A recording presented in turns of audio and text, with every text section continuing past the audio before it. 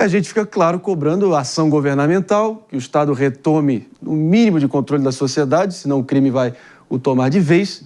Mas como é possível isso se a gente manda os governantes para um ringue de boxe com as mãos amarradas e na maioria dos casos, né? Claro que tem muita omissão, muita incompetência e o problema é seríssimo e profundo, mas eu quero realmente entender e propor a pergunta aqui, pessoal, é a pergunta que fica, né? Diante de tudo isso que a gente segue repercutindo aqui, cadê a segurança pública com toda essa onda de violência assustadora que vem infectando aí o dia a dia do brasileiro?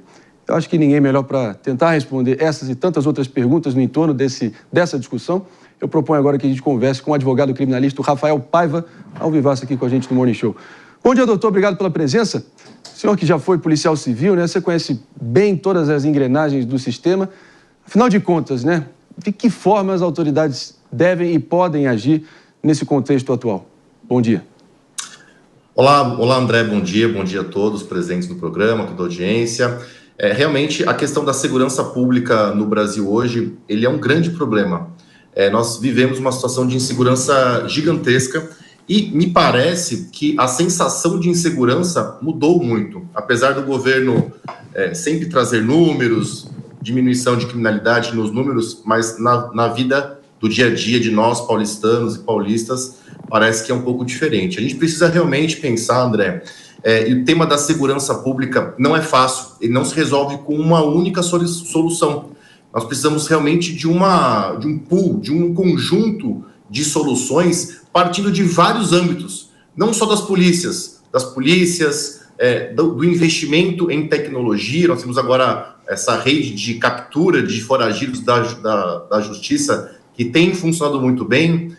A própria justiça também, porque não adianta, os policiais eles dizem, a gente prende, e no mesmo dia, às vezes, se solta, e também é verdade. Então a gente precisa repensar realmente, não só em âmbito estadual, em âmbito federal, no Congresso Nacional, leis que façam com que esses indivíduos fiquem presos, né? Quem cometer crime tem que ficar preso. Esse tem que ser uma diretriz mínima para a gente começar a pensar em uma sociedade mais segura.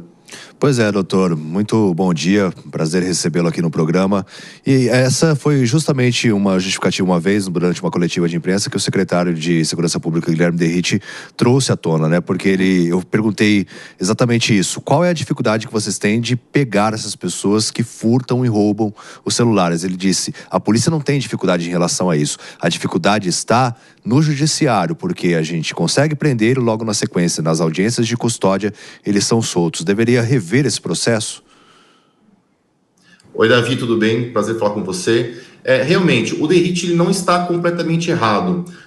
Eu, inclusive, sou bastante fã do trabalho dele, acho que é um bom policial, mas, Derrite, nós precisamos pensar a segurança pública não só jogando a culpa para o outro lado. Realmente, nós precisamos repensar a questão das audiências de custódia, mas eu não quero trazer o ponto só para a audiência de custódia, porque ela em si não é ruim.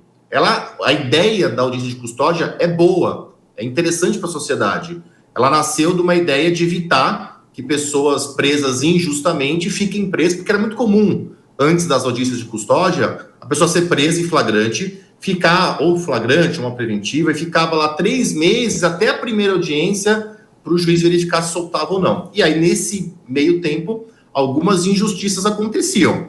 Agora, o que a gente precisa é realmente repensar alguns elementos da audiência de custódia e repensar também o papel do Poder Judiciário, porque eu sou advogado há muito tempo, há muitos anos, fui policial civil, como o André Marinho bem comentou aqui, e nós tínhamos aqui em São Paulo uma visão de uma justiça bastante rigorosa. Então, até para quem atua aqui no Tribunal de Justiça de São Paulo, tinham as chamadas, né, um nome bem feio, mas era o nome que se dava apelido, né, as câmaras de gás. Então, só caía lá, condenado. E isso tem mudado muito. Acho que a gente tem tido um poder judiciário em São Paulo bastante benevolente com o crime em algumas situações, evidentemente não é o Poder Judiciário como um todo, mas a gente precisa realmente repensar a audiência de custódia, apenas limitando a soltura, porque veja, quando o indivíduo vai para a audiência de custódia, o juiz tem 3 opções. Ou ele relaxa a prisão ilegal, perfeito, se a prisão é ilegal, tem que ser relaxada.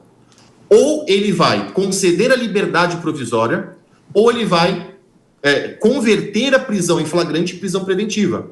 E o problema é que a maior parte dos juízes tem concedido a liberdade provisória.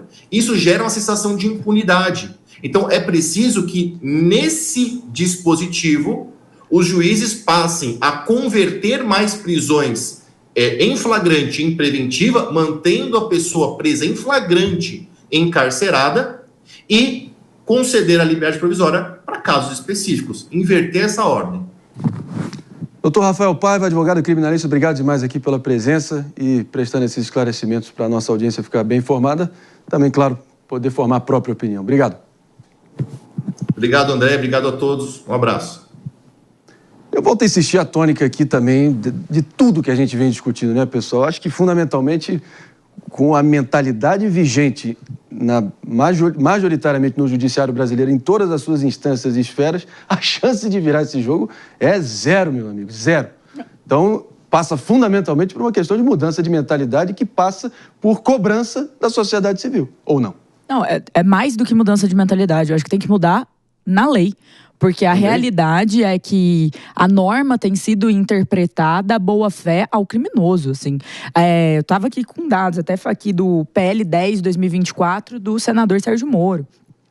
45% das audiências de custódia têm levado à liberdade. Esse número é assustador. E dentre dele nós temos preso em flagrante por estupro de criança de 11 anos, solto em audiência de custódia. Preso em flagrante portando fuzil com tráfico de drogas, solto em audiência de custódia. E aí tem uma lista de mais de 10 casos em que isso acontece, apenas que são denunciados pela imprensa e pelas forças que estão contra essa barbaridade que está acontecendo.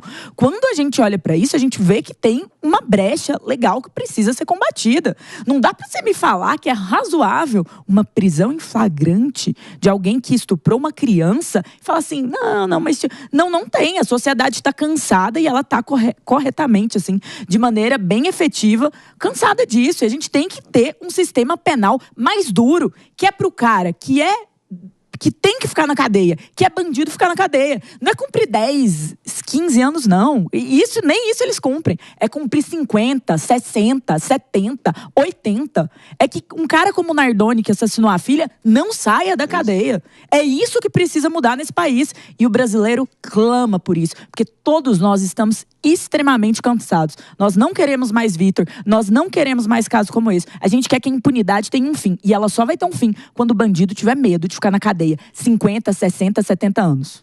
Você citou o caso Nardoni, né? Eu me lembrei que agora saiu a notícia de que ele se juntou novamente com a Ana Carolina Jatobá, que foi também acusada pelo crime. Então, assim, a gente vê que agora eles estão vivendo tranquilamente um romance, reataram, né, esse relacionamento aqui fora, enquanto a Ana Carolina Oliveira, mãe da Isabela Nardoni, chora até hoje pela filha. Só de você tocar no assunto, ela acaba chorando. E esse é apenas um dos casos que a gente tem em meio à sociedade que chocam toda a população, né? E essa realmente é a inversão de valores que a gente tem que noticiar no nosso dia a dia, que lamentavelmente acontece no nosso Brasil.